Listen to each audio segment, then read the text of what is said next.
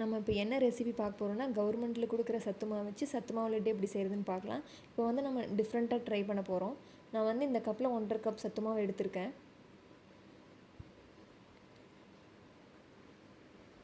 இப்போ நம்ம இது கூட நட்ஸு சேர்த்துக்கலாம். நம்ம வந்து வறுத்து அரைச்சி சேர்க்க போகிறோம். 5 பாதாம், 5 பிஸ்தா, 4 முந்திரி பருப்பு, 1 டேபிள் ஸ்பூன் நிலக்கடலை. இதை வந்து நம்ம வறுத்துக்கலாம்.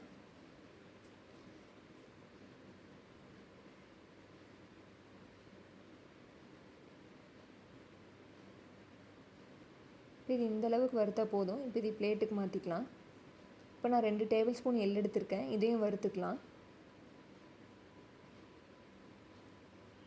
இது நல்லா கோல்டன் ப்ரௌன் ஆகிற வரைக்கும் வறுத்துக்கலாம். எள் சேர்க்கறதுனால நல்லா மணமாகவும் இருக்கும், டேஸ்ட்டு சூப்பராக இருக்கும்.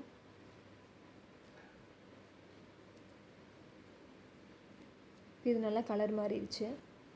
இப்போ ஒரு பேனில் வந்து நான் 2 டேபிள் ஸ்பூன் கரும்பு சர்க்கரை எடுத்துக்கிறேன். சர்க்கரை அளவாக சேர்த்தா போதும், ஏன்னா சத்து மாவுலேயே ஆல்ரெடி கொஞ்சம் இனிப்பு இருக்கும். இப்போ இதுக்கு வந்து 1 டம்ளர் தண்ணி எடுத்துக்கிறேன். நம்ம இது ரொம்ப பாகு மாதிரிலாம் காய்ச்ச தேவையில்லை. ஒரு 2 நிமிஷம் நல்லா கொதிச்சா போதும். இப்போ இந்த கேப்பில் வந்து நம்ம நட்ஸ் எல்லாம் அரைச்சி சேர்த்துக்கலாம்.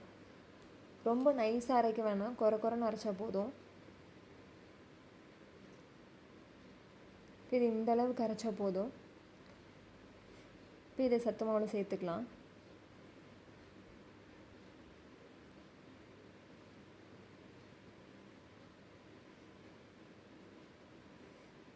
இப்போ இது நல்லா கொதிக்குது. இப்போ அடுப்பு ஆஃப் பண்ணிக்கலாம். இப்போ இதை சத்து மாவில் ஊற்றி கலந்து விட்டுக்கலாம்.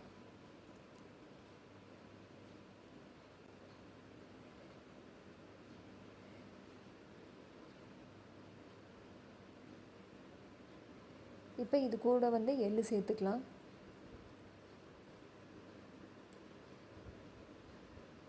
நம்ம இப்போ இதை உருண்டை பிடிச்சி எடுத்துக்கலாம். டெய்லி ஒரே மாதிரி கொடுக்காம இந்த மாதிரி டிஃப்ரெண்ட்டாக ட்ரை பண்ணி கொடுத்து பாருங்கள். குட்டீஸ்க்கெல்லாம் ரொம்ப பிடிக்கும். நம்ம நட்ஸு எள்ளெல்லாம் வறுத்து சேர்த்துக்கிறதுனால நல்லா மணமாகவும் இருக்கும், டேஸ்ட்டும் சூப்பராக இருக்கும்.